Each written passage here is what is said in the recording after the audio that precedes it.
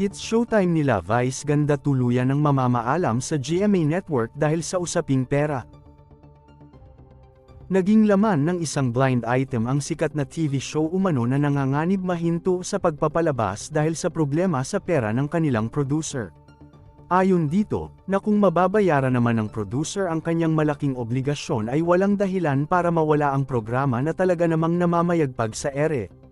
Kasabay nito ang paglabas ng balita, napapalitan na umano ang It's Showtime sa GMA7 noontime slot nito tuwing alas 12 ng programang TikTok ni Pokwang na kasalukuyan ding napapanood tuwing alas 11 ng umaga bago ang It's Showtime nila Vice ganda.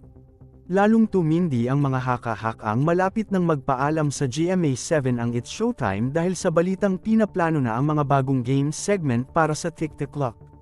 Dagdag pa rito ang isa pang impormasyon na matutunghayan ang TikTok sa unang buwan ng taong 2025 sa time slot na inookupa ngayon ng It's Showtime.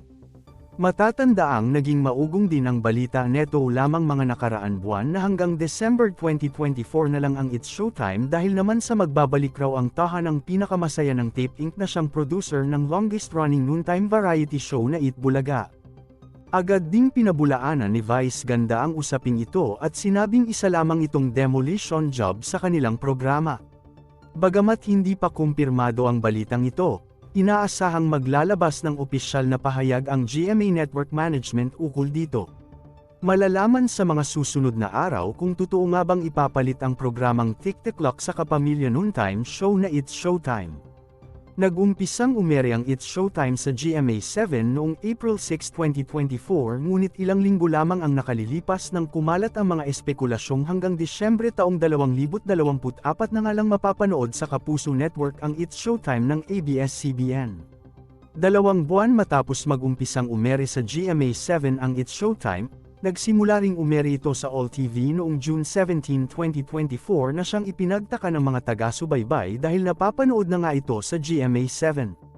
Hindi naman lingid sa kaalaman ng production staff ang problemang kinakaharap nila dahil sa mga pahiwatig ng main host na higit na nakakaalam sa isyong kinakaharap ng programa. Tiyak namang ikalulungkot ito ng mga personalidad na maaapektuhan at ng mga production staff na manganganib na mawalan ng trabaho. Higit pa rito, ang mga taga-subaybay ng It's Showtime na siguradong malulungkot kapag may katotohanang mawawala na sa ere ang kanilang kasama tuwing pananghalian. Maraming salamat po sa panunood.